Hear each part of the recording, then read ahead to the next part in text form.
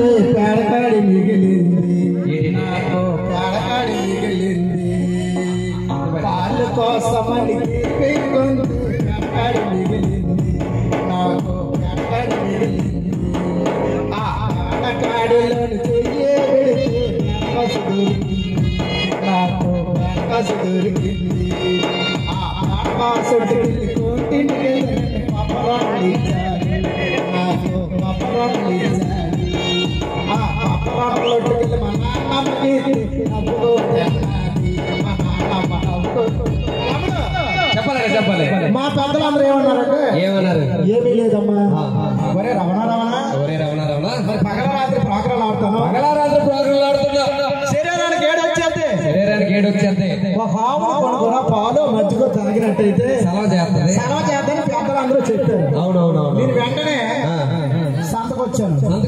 మానపురం సంత దగ్గర మనకి ఒక ఆవును కొన్నాను. ఆవును ఇంటికి తీసుకొచ్చాను. చోట్లు కట్టాను, గడ్డేసాను. తెప్పలు పట్టుకొని దగ్గరికి వెళ్ళాను.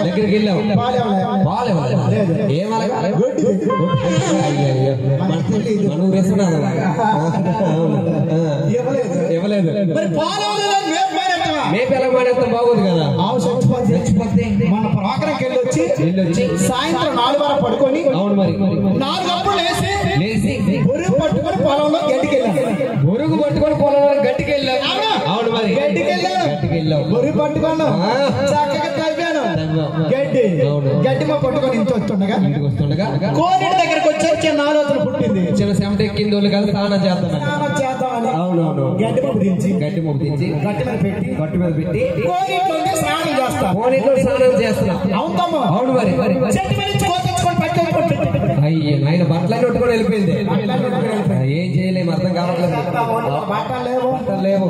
ఊర్లో పారిపోవాలంటే ఊరినాడు జనాలు, ఊరు మధ్య మా ఇల్లు. అవునవును, బాగోదు. ఊరు చివరైనా బాగుంది, అలా దూరిపోదు కదా. ఊరి మధ్యలో మా ఇల్లు. అవునవును మరి చేస్తాము. అలా నీటిలో కూర్చొని ఉండిపోదామంటే జాలగా 10 నిమిషాలు కూర్చున్నా మొత్తం సామాన్లు తిన్నాయి. అప్పుడు బోడికి సిమెంట్ రోడ్డు రావాలి. అవునవును, ఇటు చూసాం. ఎక్కడే ఆధారం లేదు మరి. కోనేటి పక్కనే గుడి కనిపిస్తుంది. కోనేటి పక్కనే గుడి ఉంది. గుడి అనకాలకి వెళ్ళి గుడిపోయి బొమ్మలాగా. అవునవును మరి. ఎప్పుడైతే గుడి అనకాలే ఉన్నాను, ప్రతిరోజు సాయంత్రం 6:30 పంతులు గారికి దీపం పెట్టడం అలవాటు. సాయంత్రం 6:30 పంతులు గారికి దీపం పెట్టడం అలవాటు. ఆ గుడి దగ్గరే పంతులు గారు మాత్రం చదువుకొని వచ్చేస్తాడు. అవునవును.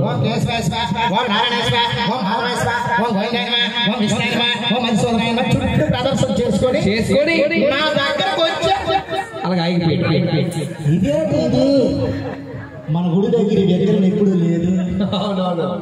కాపాడతాను, అక్కడ ఎక్కువ తక్కువ లేవు, వార్తలు లేవు. అవునవును మరి. మన గుడి దగ్గర పోతురాజు చేశాడు. నేనంటే పోతురాజు అట. ఆ కళ కనబడి ఉంటాడు. అవును. పోతురాజు ఊరుకొండ ఏం చేశాడు? ఊర్లో పరిగెట్టి ప్రెసిడెంట్ చెప్పి సర్పంచ్ చెప్పేశారు. మన గుడి దగ్గర పోతురాజు చేశాడు. ప్రెసిడెంట్ డబ్బులు చెప్పేశాడు. డబ్బులు బ్యాండోలు చెప్పేశాడు. అమతలు చెప్పేశారు. ఎక్కడికి నీ దగ్గర అవును మరి. ఇక్కడ సంబరం చేసుకుని మా దగ్గరికి వచ్చేది రాత్రి 9:30. ఎత్తుకొని వచ్చేసరికి 9 అయింది. అవును. ఈ పసుపు పక్కలు తెచ్చిన భక్తులు ఊరుకున్నా ఏం చేశారు? చీకట్లోనే పసుపు కుంకుమ నా మీద వచ్చి నేను పోరాటం. అయ్యయ్యే అనుకుంటున్నాను. నేను అనుకున్నా పోనీ ఏదో ఒళ్ళు కట్టుకునే పూజ అయిపోయింది. చెప్పదు లేదు. ఇక నెవలింటి వాళ్ళు వెళ్ళిపోతాను అనుకోవడం నేను. అవునవునవును. అందులో ఆవిడ అన్నది పూజ అయిపోయింది కదా, ఆకు ముట్టించమంటుంది. ఎప్పుడైతే ఆకు ముట్టించలేదు అన్నదో నా గుండె జల్లు అన్నది. ఈవిడ ఎక్కడ ముట్టించేస్తే ఇప్పుడు ఆవిడ తెచ్చిన ఆవిడ ఆవిడ ముట్టించుకోవచ్చు కదా. అవునవును. ఆవిడ అన్నదే వాళ్ళప్ప ఏదో అరవై ముట్టించారు. ఊరు 6 పల్లి అదే చేయాలి పల్లె నిండా నిండిపోయింది. అనకూడదు కానీ మన ఊరి చివర బోడుకొండ నిండిపోయింది పల్లె నిండా. అవును మరి బాగా నిండిపోయింది. నిండిపోయింది. వెలిగించింది వెలిగించింది. మంట పొరే కాలుతుంది. నూదొక్కి ముట్టించాడు పొలం నూదొక్కి ముట్టించాడు కావాల్సింది మంట. అవునవునవును 2 సార్లు బాగా దగ్గర అన్ని మొగం దగ్గర తిప్పింది. ఇది స్టీల్ పల్లి నీళ్ళు పరిస్థితి గాలి ఉంటుంది. ఇప్పుడు చేతులు కాలిపోతాయి. చేతులు కాలిపోతుంది. వాళ్ళ మా కాలాలు ఈ కాలాలు ఎప్పుడైతే కాలాలు ఎట్టిందో కాలిపోతాయి. కాలిపోతుంది.